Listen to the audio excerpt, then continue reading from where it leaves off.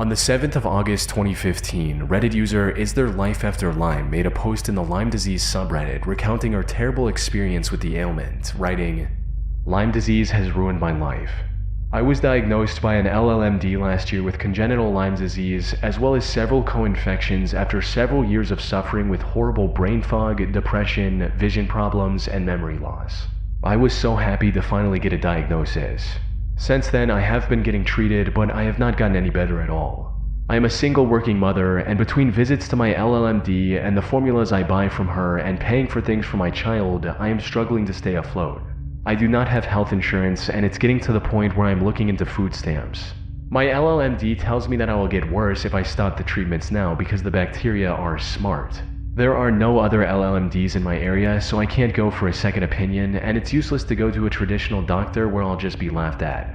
I feel like I've tried everything and nothing has worked. I've even begun to see signs of congenital Lyme disease in my 5-year-old daughter. The hostility, the impulsiveness, the inability to concentrate. I simply can't afford to get her treated for Lyme. I've even asked myself if I should give her up for adoption and if I'm fit to be a mother with my mind the way it is. I just don't know what to do. Lyme disease has ruined my life. It ended my first marriage and estranged me from my ex. I guess my main question is, where do I go from here? What do I do if I'm not getting better? How could I pay for treatment without going broke and having to apply for food stamps?" And if all this wasn't bad enough, in a comment under this post, she also revealed that her LLMD was also strictly against antibiotics and only prescribed herbal formulas. Not only were these expensive herbal treatments largely ineffective in treating the core issue, they were actively harming her, with one of these prescriptions causing hallucinations and psychosis, as well as physical symptoms like an upset stomach. From what she revealed in this post, OP's life seemed truly hopeless. However, something about her story didn't feel right. The symptoms she described weren't in line with the most common symptoms of Lyme disease. More importantly, she herself admitted that all of her Lyme disease tests were actually negative, and that her entire diagnosis, and by extension treatment, was based on a single test that came back inconclusive. Either her LLMD was taking advantage of her, or she was lying about her life to gain sympathy from other Redditors. In either case, something was very wrong. Despite the growing skepticism, however, Is There Life After Lyme kept posting about Lyme disease and other related subjects. But then, in September 21st, she made a post that shed further light on her condition, more specifically how it related to her deteriorating mental state.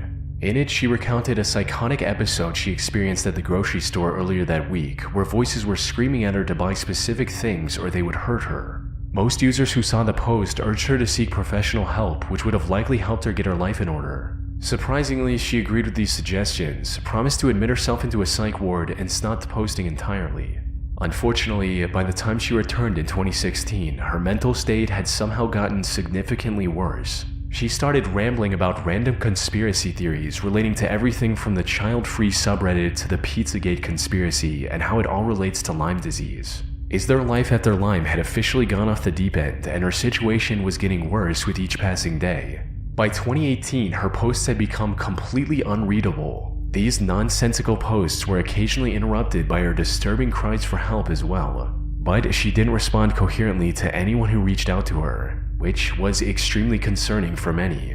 This went on till February 2019, after which she completely disappeared from the internet, leaving many to wonder what actually happened to her. However, some Reddit users weren't concerned at all, since in their eyes, the entire Is There Life After Lyme account was nothing more than a clever hoax. And it's easy to see why.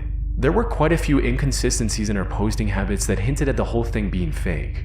For instance, if she'd truly become incapable of stringing together a single coherent sentence, how was she able to operate a computer or phone enough to make these posts in the first place? Additionally, she also started making parts of her posts in other languages. But when people translated these other languages, they were generally written without any errors, even though the English portion of the same post was completely incomprehensible. However, before people were able to reach a conclusion about whether it was all real or not, someone claiming to be her sister logged into her account and told others she'd been hospitalized after an incident. If we assume the whole thing was fake from the start, it's possible the person behind the account noticed the skepticism and introduced the sister character to wrap up the story. On the other hand, if everything about Is There Life After Lyme was genuine, this remains as one of the most haunting cases of mental deterioration archived on the internet.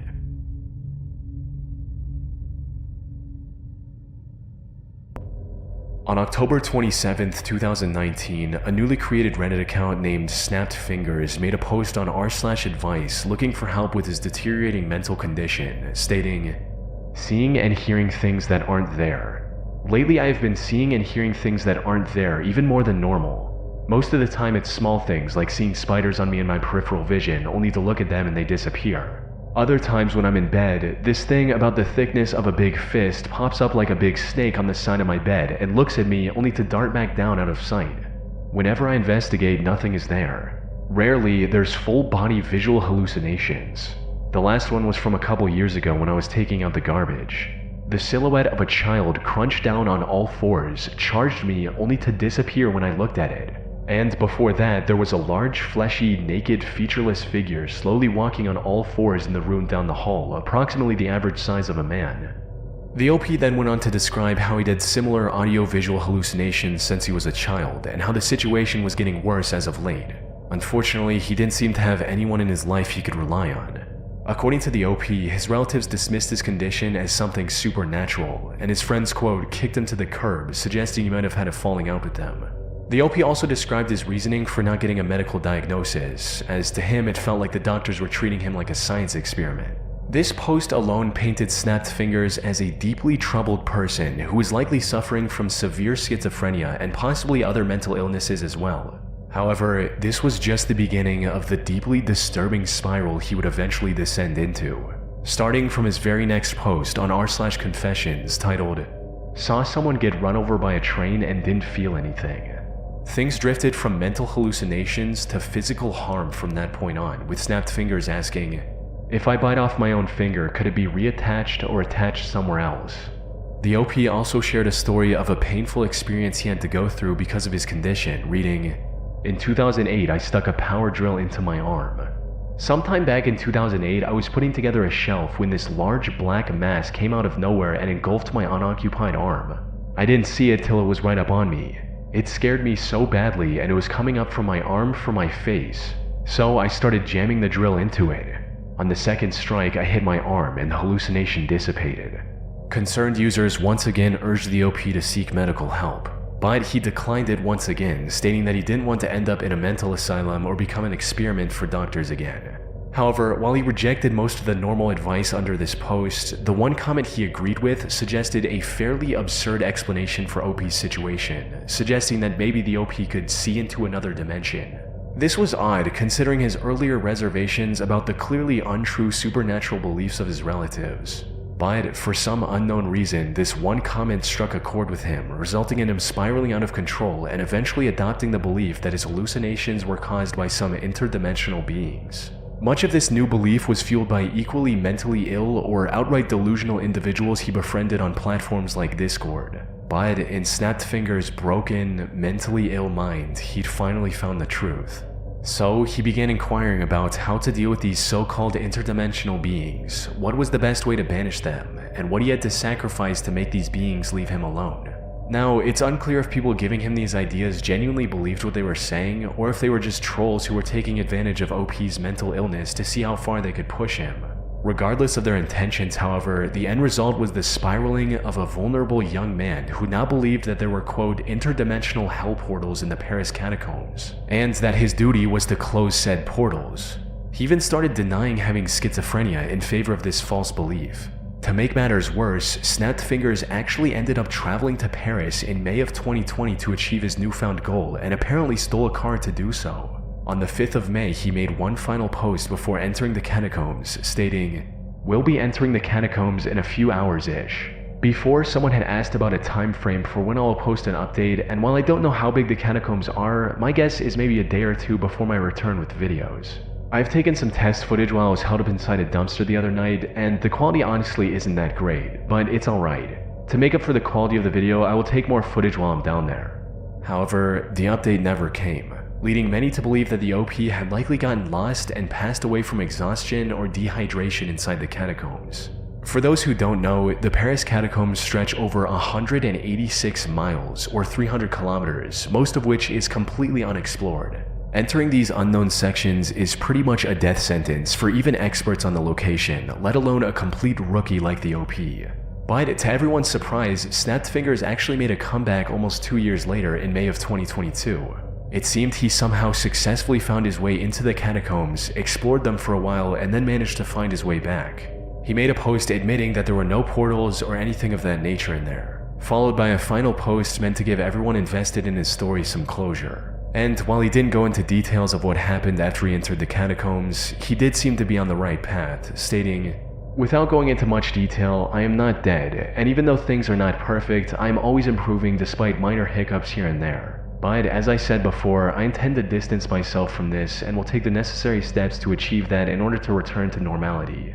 His account, which is now deleted, stood as a disturbing showcase of the delusions of a mentally ill man that almost led him to his own death in the Paris catacombs.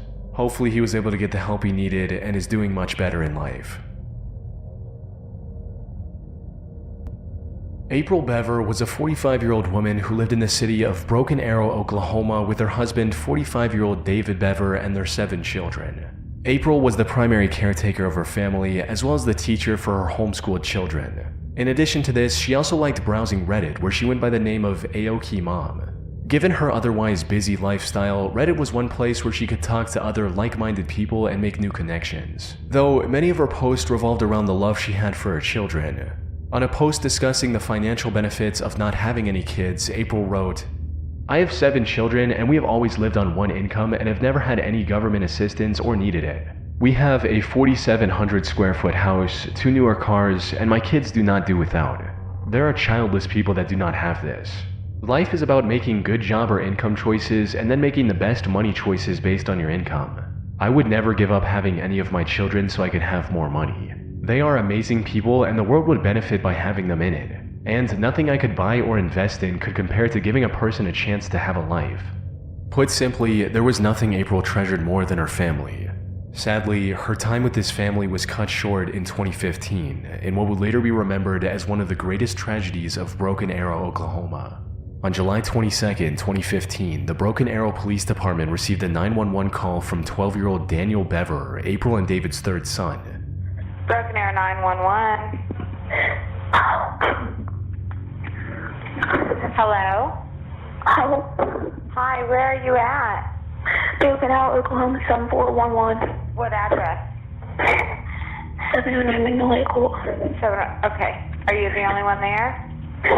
No, my brother's attacking my family. Your dad is attacking your family? No, my brother. He has an ID. The call ended shortly after, and any subsequent attempts from the police to contact the family were unsuccessful. Officers rushed to the scene as quickly as they could. When they reached the Bever house, the front door was locked, so they forced their way in. However, nothing could have prepared them for the massacre they were about to witness on the other side of that door. The first person officers found was 13-year-old Crystal lying in the hallway in a pool of her own blood. She'd been stabbed multiple times, including a slash across her throat.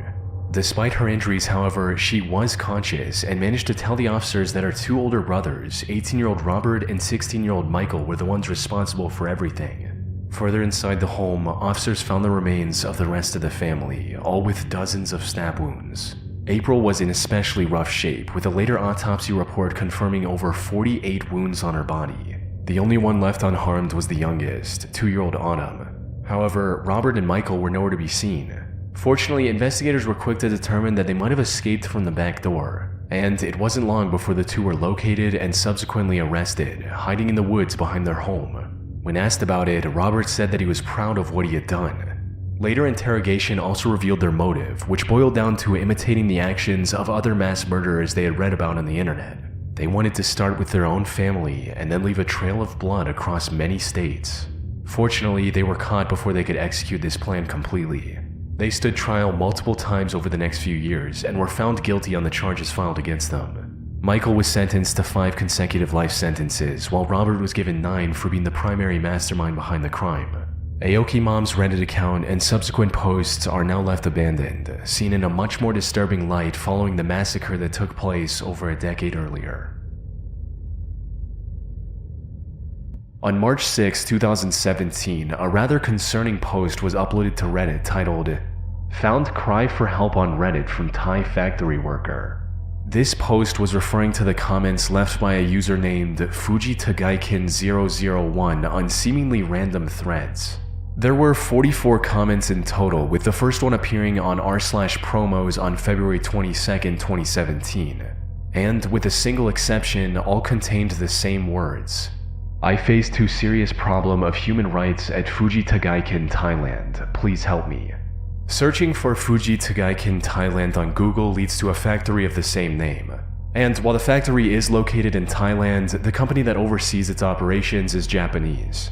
So, from the looks of things, these comments were likely pleas for help from someone who had to work in horrible conditions at this factory, possibly even against their will, which sounds a bit absurd at first, but is actually quite plausible. You see, Thailand has a major modern-day slavery problem, primarily in its fishing industry, but can also extend to other industries as well, with over 400,000 people being forced to work for little to no compensation. Additionally, Japan is also notorious for what's known as its black companies, which force employees into exploitative, sweatshop-like environments with unpaid overtime and harsh working conditions. Given these issues, it's not unreasonable to imagine a Japanese worker getting stuck working at a factory in Thailand with no escape in sight, and all they were able to do is beg for help on the internet. They were likely not proficient in English, which would explain the grammar mistakes. Also, the vast majority of comments they left were on the most mainstream subreddits, like pics, GIFs, space, gaming, and some others, suggesting they likely weren't familiar with Reddit either and might have just clicked on the top subreddits they came across and commented on the first post they saw. However, this is where this theory starts breaking down. Because despite many people offering advice and trying to help, FujiTagaikin001 never responded, neither in the comments nor in DMs. This led many to believe that these comments were nothing more than spam from a bot, which obviously isn't an uncommon sight on social platforms like Reddit. However, many argue that explanation doesn't hold much weight here, mainly because in one instance, FujiTagaikin001 posted the comment twice on the same thread, something they hadn't done in any post before or since. A bot would almost never make such a mistake, suggesting it might have been human error. On top of that, while 44 comments are a lot for a person, they are a tiny amount for spam bots that can post hundreds, if not thousands of comments in a matter of seconds. Not to mention the fact that FujiTagaikin001's comments were posted over the span of 4 days, with seemingly random intervals between each comment. Put simply, these comments were almost certainly posted by a person. So, what's really going on here? Were these comments really cries for help from someone stuck in an unfortunate, exploitative situation? Well, it's hard to say. From what I was able to find on FujiTagaikin, there doesn't seem to be any indications of shady activity going on behind the scenes. After FujiTagaikin001's story caught some attention, several people reported the company to organizations like Amnesty International. But the company is still operational to this day, and I didn't find any news coverage of anything bad being discovered at their factory in Thailand. It does have a few dozen negative reviews on Google, but almost all of them were posted after FujiTagaikin001's comment became popular on Reddit. One possible theory is that these comments were posted by a troll or a competitor with the express goal of tarnishing FujiTagaikin's reputation. However, there's currently no evidence that supports or contradicts this theory. The most likely explanation that I was able to come up with stems from the only comment FujiTagaikin001 made that strayed from the usual pattern. Translated into English, it reads, FujiTagaikin, I'm being subjected to power harassment in Thailand. The power harassment mentioned in this comment is a specific Japanese term used to describe workplace bullying, usually by a superior. And while it is bad, it's not as extreme as the slavery situation many on the internet assumed it to be. Here's what I believe might have happened. A Japanese employee working at FujiTagaikin's Thai factory was likely getting harassed by one of their superiors. Frustrated with their situation, they turned to the internet for help. But since they weren't fluent in English, they used a tool like Google Translate, which unfortunately made their comment sound far more serious than intended. Now, this is still nothing more than an educated guess. There are still many questions that remain unanswered, like why did they choose to spam it across largely unrelated subreddits? Or why did they stop commenting after 4 days? People on Reddit also discovered another one of their accounts named help001001001 with similar comments, but that didn't provide any useful clues either, leaving the true intentions of Reddit user FujiTagaikin001 a mystery to this day.